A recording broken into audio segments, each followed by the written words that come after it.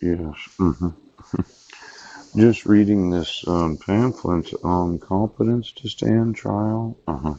Experience of defendants with intellectual disability compared to those with a mental illness, the mental defect versus the mental illness, the disease. Yes. Fundamental to American jurisprudence, the criminal defendants cannot be put at risk of losing their life or liberty if they cannot understand what is happening to them. Oh. Having been named the defendant numerous times, and I oftentimes talk about due process, forgery, and fraud, you seem to have no problem putting me at loss of life and liberty without protecting my right to life, liberty, and property. Now, how you can obligate somebody to loss of life and liberty? Yes. When knowingly allowing for the deprivation of life, liberty, and property. Oh.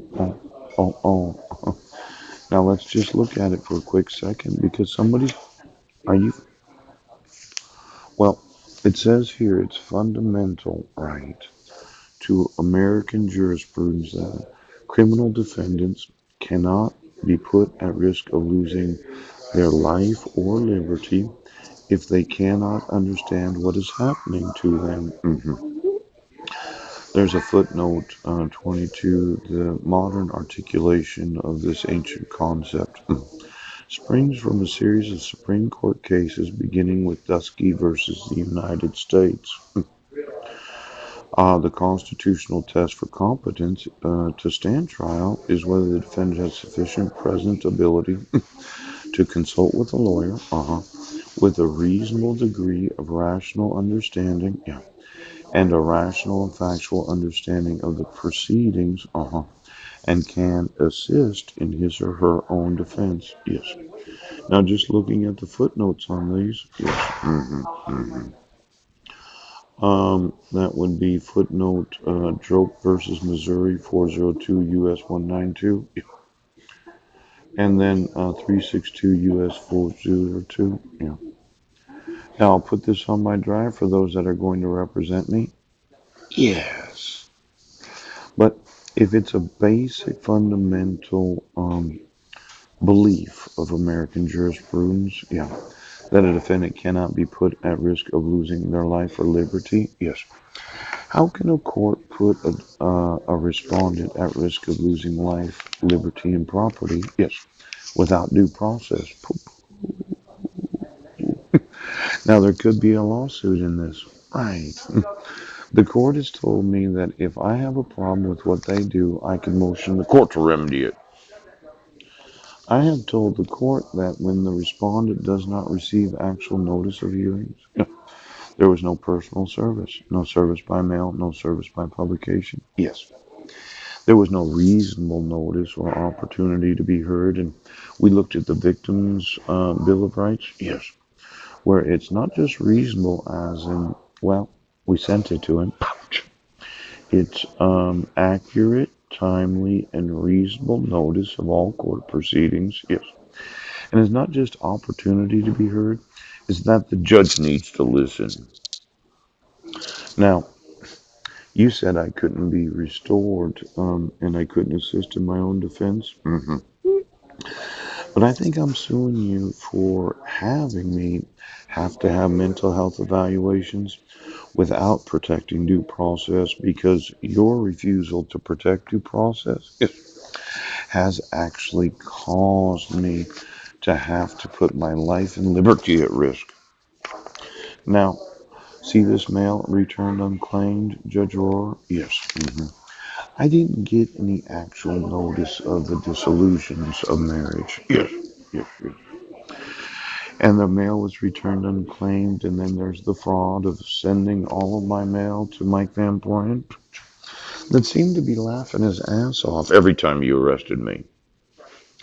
Now, the court did not protect accurate, timely, and reasonable notice. And then you arrest me for crimes where it wasn't in this city? Yes. And then you say that I lack the capacity to assist in my own defense. Now there's the liability of the court not changing my address so that it's not 1023 Kitchen Dick Road. Yes. Then there's the liability of suing my standpoint. I want to speak to his wife about where she wants to reside. Yes, he does. And then there's Brent Basden. Oh, without the enforcement of the RCWs, you can't have court hearings 40 days later. Right. Without the actual signature of the petitioner, because the petitioner does have to acknowledge the court order, and you cannot have court hearings where the petitioner does not appear in court. Yes. Ex parte. And then there is the serving of myself in the Scrim Public Library. Right. And then the return of service to somebody else. Yes. I would say that the use of your mental health evaluations, yes, to establish my competency and capacity to assist in my own defense violates all of the precedents, yes, that each and every state of the United States, without the protections of life, liberty, and property before issuing court orders, every time you used a mental health evaluation to put me at risk of losing life or liberty and quite possibly property, ouch. Jackson versus Indiana. Now, there are probably more than 60,000 evaluations of defendants' competence to stand trial each year. Yes. Of those 60,000, approximately what percentage of total arrests should there be for that 1.7 out of 100? Yes.